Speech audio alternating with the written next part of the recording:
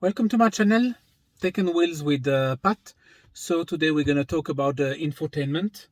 As you saw in the little video, the intro, it's the MG5 intro that I used, and put a little bit of music just so that you know how it looks like when it starts the car. I will put as well some timestamp because the video is quite long, so that you just have to press on the comments on the timestamp and you will arrive to the different sections of the infotainment. Okay, oh, you can watch the whole thing. So are you ready?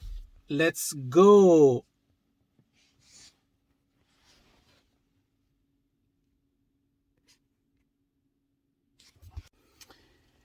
So let's start entertainment. So we have the screen is split in 5 sections. The first one is all the one with the buttons. The buttons, they actually reflect what you have here on the screen, which at the phone one and the phone one on the left and the 360 degrees. But let's start with the navigation. I mean, the navigation is quite obvious. You have a button here to choose your different address. You have the stars where you have all your favorite, and this one is quite new, which is quite fun as well, because this one shows you actually the range where you can drive, how long you can drive until you need to start the car again. So if we see here, I can drive from Drøbak to Göteborg, so that's quite nice to know. So you don't have the range anxiety with this one. In here you have options to put the map in 3D and 2D with Nord up, 2D with normal. You have you can show what you want to show on the map: EV chargers, restaurant, fast food, coffee, and ATMs, and so whatsoever. You can edit destination. You have as well preference for the EV with charging speed. You can select which charger you want to show on the map, and you have more settings with destination card, map preference, and many more. The last button here, that's the one we just saw. So that's it for that one. The second one is the music. So when you plug the phone in, it goes automatically to the BT music. If you have, we use DAB in Norway. If you use FM or AM band, you press on those buttons to select your channel. The thing is, once you select them, it will select the one that are closest. If you want to save them, I'm just going to show you here. So you press in the middle here, then you see the menus on the bottom. You press on the one here, and then you can go and choose the channel you want. You see that some of them have hearts. They are the ones that are on the list here, which are my favorites. So you can put your favorites or search, press on the heart, and it goes automatically on that list so that you have your favorite. Easy. Third part is charging, this charging. So on the charging button, you have 83% of the battery, range of 290 kilometers, and you have a button start charging. Usually when you plug the car in, it will understand that there is electricity and start charging without you pressing on that button. You will stop charging when the car is either full or at 80%, or the percentage you choose to charge the car with. And if not, that button will change to stop charging. So when you press it, it will release the cable. But if you press on this one, you come to another display here, which is charging, discharging. You see that I put it on 80% charging. So next time I charge, it will go only to 80% and stop charging. Discharging, you have the possibility to buy a cable that allows you to charge appliance, and you can as well regulate and say that for example, that part will be free to charge appliance if I have an electric scooter and it stops at 40%, which means that I still have 134 kilometers to drive and charge the car again. It would be dumb to put it to 0 and to just drain the battery because you have to charge something else. This is on charging, discharging. The last part is Apple CarPlay and Android Auto. I might do a video if requested on Android Auto because I don't have Apple CarPlay. Then I have to check with my girlfriend if I can borrow her phone to do Apple CarPlay, but Android Auto I might do a video on. So this is the first screen. You have on the side here, you have the map, you have the music, you have the phone. So if we press on the phone, you have the recent phone, you have the contacts, and you have keypads if you want to do it yourself. And you have the 360 camera here. And you see you have the choice to have it in 3D or 2D. So now it's in 3D, I put it back in 2D. And the camera as well, you have the choice where you want the camera to be shown. On the bottom, you have the button for the climate.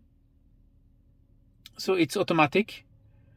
So it's not on yet. You can defrost the front and the back window. You can turn off the climate control. You have the home button, and you have minus and plus for the radio, so that the passenger can as well press on minus or plus if they want, if the radio is too loud or not loud enough. So now with my finger I go on the left side and I drag the whole screen to the right, from the right to the left. The first button is the AC, so this one we'll already talked about. You have the physical button here. The second one is the phone, and again you have the button here, so they interlink. This one is the car. So the first one is the lane assistance. I always take it off because it's annoying. He will correct each time he feels a lane. So this one I just took it off, and you have all the traffic jam assistant, which you know, when you drive under 60, when you have the ACC and you drive under 60 kilometers an hour, you will go automatically in the traffic jam mode and stop and start the car if you're in traffic. Collision assistant, you have it will alert you if you come too close to a car and too fast. Speed assist, I didn't have it on, but it wasn't on when I took the car. The only one is the lane assist that I took off. You have convenience with the steering wheel, the function on the steering wheel with the star, what you want, which function you want on the star. So it can be open, or it can the CarPlay or the camera can. You have also auto lock, so the car will lock itself after a while if you don't open the door, and you have the power of the unlock as well. Mirror auto folding or not, this is only on the high-end car. And the battery heating, this is for example if you drive to in the winter and you see that you are getting low in battery and you have to supercharge, then you can heat the battery. I would recommend 15-16 minutes before you arrive on the destination. So you preheat the battery so that when you charge the car, you get full effect and you don't get that the cold gate as some other cars can get. Lightning as well with the follow me home. You know, when you open the car, the lights starts automatically, which means you can follow someone home. If you turn this one off, the lights won't start until the car physically starts. You have Find My Car response, because this is this can be used with the app. So it's on, so you can, if you're in a big parking lot and you have to find your car, you can do it with the app. Camera here, we did already the whole tour of the camera. Video, you need a USB flash drive with the video on. Settings, you have general with brightness, language, format, unit, can have it in miles and kilometers. You have Bluetooth, so you see my phone is connected. You can do a lot with the sounds, with the media. So this one is, I'll show you another way to come to this one. System as well with updates. USB storage, there could be as well.